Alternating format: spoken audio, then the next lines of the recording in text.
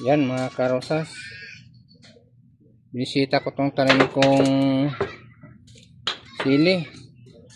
Yung mga bulaklak na siya, kaso ang problema, kung nangulubot yung mga bagong tubo na ano niya, dahon ng nangulubot. At itong nakita ko, puro kwan, madaming langgam. Ayun o. So kailangan tanggalin itong mga langgam. Pag ganito nangulubot na, tapos ng pakaraming langgam, ibig sabihin marami rin itong insekto na aphids, yung tinatawag nilang aphids. Ang dami oh. Kaya yung bulaklak yan nahuhulog na oh. Malalagas ang bulaklak at nangulubot yung dahon. Kaya isprayan natin ito ng ano, isprayan ko ng dishwashing liquid. Ito may ginawa na ako, nahalo ko rito sa tubig saka dishwashing liquid, konti lang.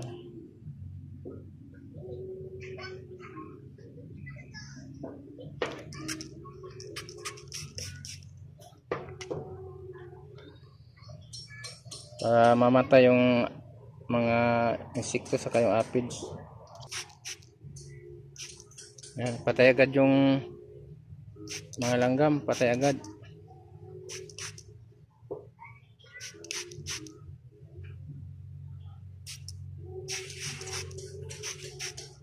Tapos kailangan natin itong banlawan dahil masusunog yung dahon nito.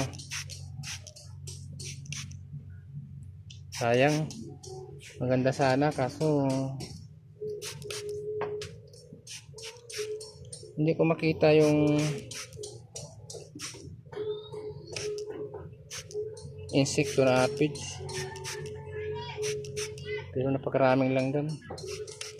Parang kuto kasi yun.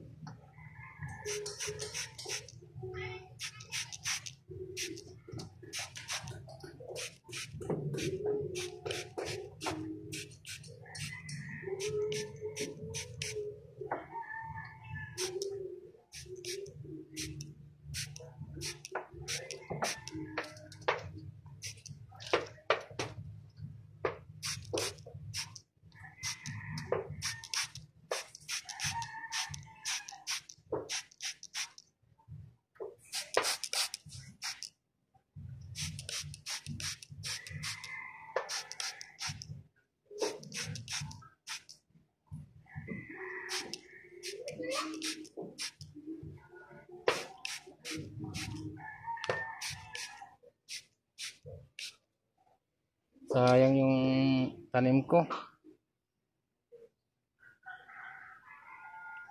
kinain ng mga insektong aphids.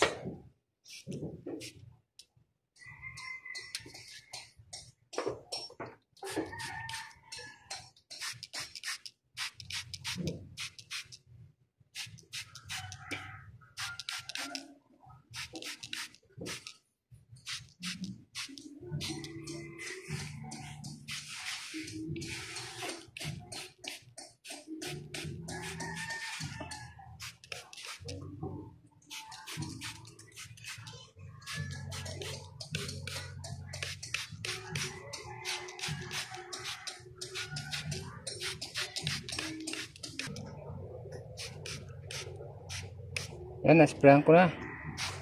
Kailangan na natin tong banlawan dahil masusunog na to. Banlawan naman natin ngayon. Tubig naman tong pang-spray natin. Ito natin ang tubig. Tapos mamaya bukasan natin tubig para mabanlawan ng mabuti. Pakasayang tong ano ko, dami pa naman sanang pakarami sanang bulaklak. Problema na, dami namang langgam. Pag ganun maraming langgam, ibig sabihin marami siyang insekto na apid.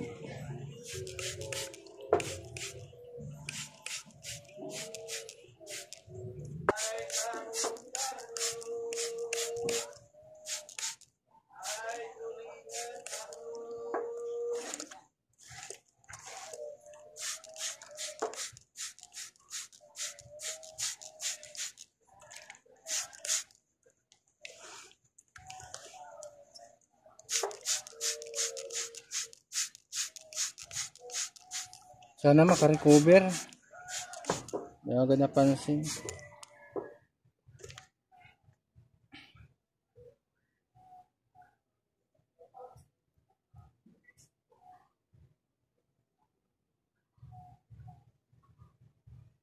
Kinain yung pinakadulo, mga bulaklak, kinain.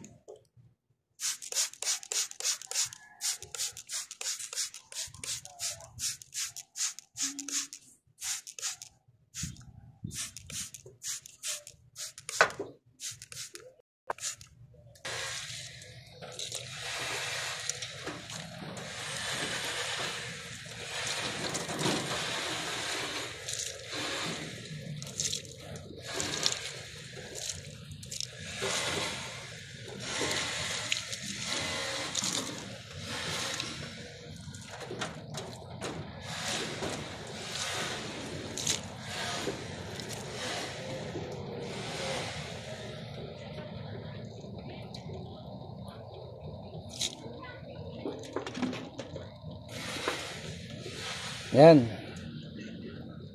Checkin natin. Nakatikit yung mga patay na langgam.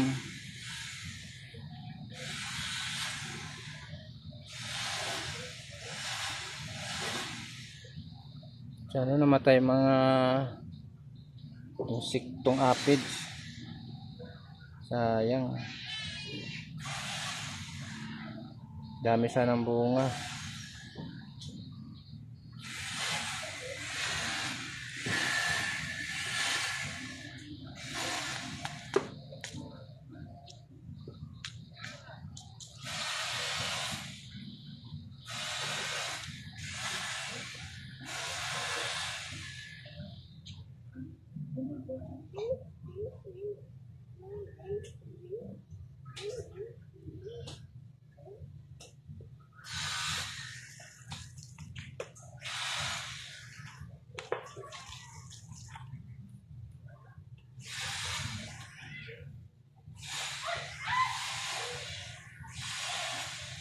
Hindi to okay pa.